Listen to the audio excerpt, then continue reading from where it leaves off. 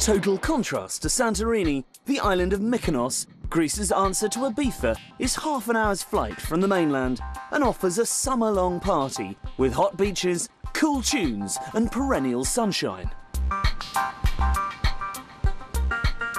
There's no shortage of chic places to stay, but if you want to go the extra mile, then it's worth checking out and checking in to Villa Irdeto, run by Brit team Villa Crew. A fusion of minimalistic decor combined with a last word in comfort, this is the perfect retreat in which to fill the spaces between beach, restaurant and nightclub.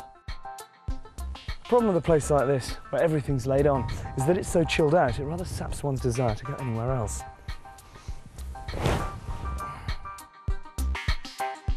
But if you do, anyone will tell you that it's got to be the relentless beating heart of the island, Mykonos town. The streets are so narrow and windy here, they comprise a maze that Daedalus would be proud of. There are two reasons for this. First of all, to afford some shelter against the harsh Aegean wind, and secondly, they say, to confuse marauders and pirates who landed on these shores. The locals claim, however, that it's to help support and prop up the late-night revellers as they stagger home from the bars and clubs. Before putting this to the test, I decided to line my stomach at the best restaurant in town, Matsuhisa in the Belvedere Hotel, named predictably enough after co-founder Nobu Matsuhisa. It really is remarkably glam. This is the sort of place that the Hollywood A-list come to while away their evenings, look out across the bay and watch the constant stream of cruise ships arriving and departing in the night. Fabulous. Thank you very much.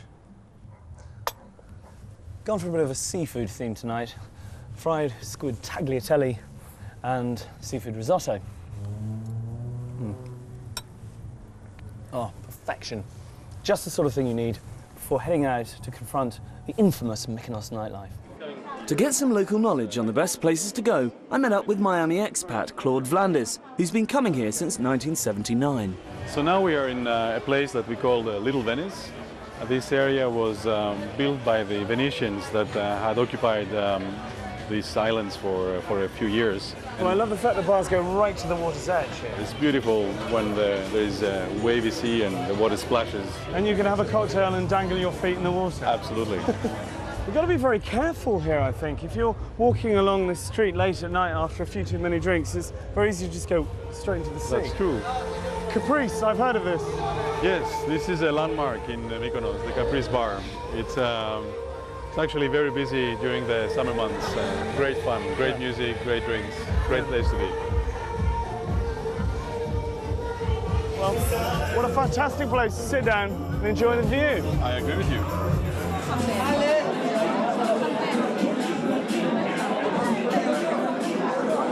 I can't believe how crowded it is, and it's only Tuesday. Yes, this place has its own vibe. There's always people. It's always active. There's always a lot of people out in the streets. Why do you keep coming back? This island is, it has its own energy. It has its own vibe. It has a very international flair. Strawberry daiquiri. Wow, looks gorgeous. And looks like thanks a lot. Looks like an enormous sorbet. Thank you. Cheers. Cheers. What time is it anyway? I've slightly lost track. It's 2 a.m. And people are still coming out to drink. It's early.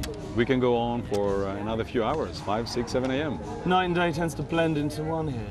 That's right. I think after a couple of weeks of this, you must get pretty strung out. You need a holiday after 2 weeks here. Cheers. Cheers. Yasu. Yasu. One of the lesser known and most exciting islands in Greece is Kalymnos, home for thousands of years to the Mediterranean sponge diving community, as mentioned as far back as Aristotle and Homer. Since the ancient times, sponges have been the main form of revenue for its 17,000 inhabitants, until 1986, when the supply was wiped out by disease and its people were forced to rely on other sources of income, like tourism.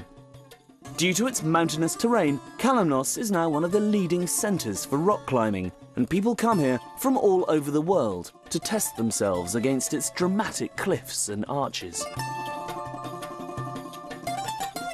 The capital of Kalymnos is Potia, a sheltered harbour surrounded on 3 sides by the most amazing Art Deco houses and hotels, adorned in colours of orange, yellow and pink. The town is thriving once again. Now the sponge population is recovering and commercial diving has resumed. But this lavatorial luxury is only one of the treasures that lie in these coastal waters, as I found out when I hooked up with Kalymnos Diving Club.